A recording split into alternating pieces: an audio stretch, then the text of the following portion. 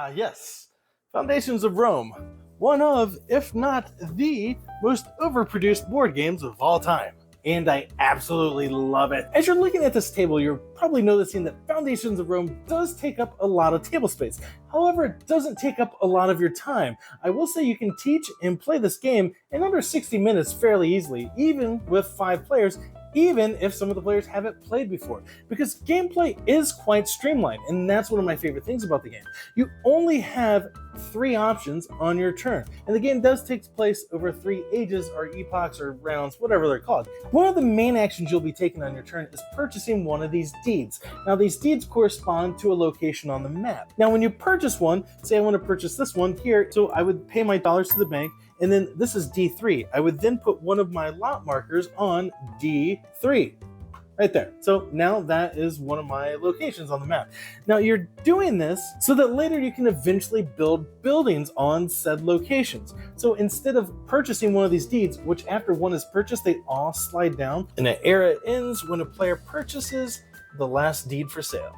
So you're kind of playing this bizarre game of chicken with the other players at the table, because you might want, say, E8, but do you want to spend $6 on E8? It doesn't look like anyone else really wants E8 right now, so maybe you'll wait, and maybe people will purchase other ones, therefore lowering the price of E8.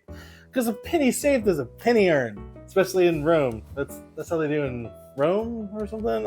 Moving on with the other action that I could do would be build a building. So I could take one of these big chunky buildings here, which these are absolutely wonderfully sculpted, and I should have paid the extra money to get the Sundrop one. I didn't, but I started painting the civic buildings, and I, like anything else in my life, I didn't follow through and completely finish it. But that's a whole different story for a different time. You could then take one of these buildings here and replace any of your lot markers with one of the buildings from your player board. Now these go back into your supply. Now, when you're purchasing these deeds, if you don't have any of your lot markers, you're kind of in trouble, and you can't purchase one of these deeds anyway. You will eventually be forced to build buildings. Now, the different buildings will give you different perks, which brings me to the third thing that you can do is take income. Everyone gets a base income of $5. You get additional money for any of your commercial buildings that you have built out on board. So here, if the blue player takes income, they get their base income of $5, but they also get an additional coin for that commercial building for a grand total of 6. Instead of building the commercial buildings, there are population buildings, and those raise your population. So say I have built maybe this big building. This raises my population by 6. So I advance on the population board. If you notice, these buildings aren't built square on the pieces, and I don't know why they did that, and I think it's kind of neat, but I've seen a lot of people that it really bothers them that these are built at like kind of skewed, bizarre angles. I think it adds to the aesthetic, but and you want to move up on the population, because at the end of each era, whoever has the highest population will gain bonus points. And those points grow throughout the game. The first round, whoever has the largest population gets 4 points. After the second round, largest population gets 7 points. After the third round, whoever has the largest population gains 10 points. And in addition to that, the population scoring is kind of bizarre. You score victory points equal to the population of the person ahead of you. For instance, if the population track happened to look like this, blue would score 6 points plus their bonus for having the most. Green would score the 6 points where the blue is, and red would score 3 points where green is, which adds a bizarre kind of dynamic while you're playing, because yeah, you want to have the most, especially to get that bonus, but 2, if you're already getting the bonus and no one's going to catch up with you, you might not want to build more population buildings, because you're just giving more points to the next person behind you. And it's a really, really neat rule. I can't think of anything else that has a rule like that. It changes the way you play. When that finally clicks, you're like, oh, that's pretty clever. So in addition to the commercial and the population buildings, there are these civic buildings. And what these civic buildings do, they give you points depending on what they're adjacent to. And it doesn't matter who owns the buildings that they're adjacent to, but you will score points for them depending on what they're touching. Here's an example of some of the civic scoring. This red player's library scores 1 victory point for every 2 population that it's adjacent to. It is adjacent to this blue player's 2 population building.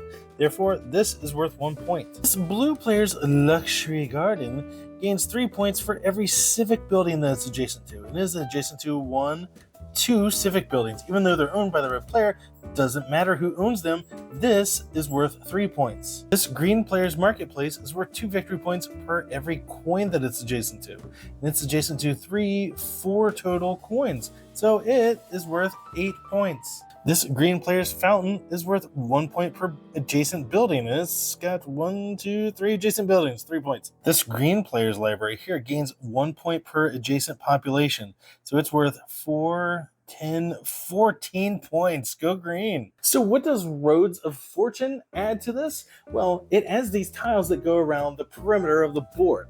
Now, these are pretty wild because what they do is whoever has the most buildings built on the adjacent edge next to that tile has the most influence on it, and they will get to choose one of the perks on them. And when determining influence on one of the roads to fortune, it has to be a built building. Green has 1, 2, 3, 4 influence, because it is a building that takes up 4 spaces. Blue has 1, 2 influence, and red has 1 influence. So green has the most influence here. So they would get to choose one of these perks. Remember, this one here would boost your population by 1. This one gives you 2 coins or a victory point, or just go for the 3 victory points. So it kind of makes grabbing these spaces along the perimeters a little more valuable and changes up the gameplay and the way you look at the board a little different. So for instance, here, this one, you can take the first place marker, which is kind of dope going into the next round, or you could just take a victory point, or all players give you 2 coins. That's pretty good, especially in a game with, 4 or 5 players. Or you could just take 3 victory points. And that's why you have these little markers here. These are what you would place on those spaces at the end of a round when you have the most influence on that section. Notice that you only have 2 of these markers, so if you were to claim more than 2 of them throughout the game, you do have to use your lot markers, which, you may or may not want to use them depending on how good the perk is, because these things kind of stinks when you run out. But some of these are quite interesting though. For instance, this one here gives you a population token, and you use these tokens to increase your population on the population track. That one just gives you money. Some of them will have you swapping deeds with other players, and Roads of Fortune comes with a whole slew of these, and they're double-sided. So it gives you plenty of extra variety to add to the game. So at the end of Era 3, once all the cards are gone, the board may look something like this, which is a little more exciting than that empty board that you started off with. So in short, players will be buying deeds, building buildings on said deeds, and getting points. And the player with the most victory points at the end of Era 3 is the winner. And that's Foundations of Rome in a nutshell. Oh, it feels like just yesterday I saw this at Origins, and I fell in love with this thing, and I carried this gigantic box for I don't know how far back to the parking garage in which I parked in, and I had to stop several times on my way back to regroup because this thing is heavy. It weighs a ton. Now, this is a bizarre review because Foundations of Rome is my favorite game of all time. Favorite board game all time. Love it. It's a perfect combination for me of the aesthetics are great. It has amazing table presence, a big toy factor. The art on it is great. It's kind of low-key awesome because there's not really a whole lot of art when you first look at it. You kind of got to look a little deeper. But anyways, it is an absolutely amazing game. It's easy to teach. There's more depth. The more you play it, the more depth you find in the gameplay. Playing with the other players around the table. Do you want to buy deeds early? Do you want to pay too much for a deed to ensure that you get it?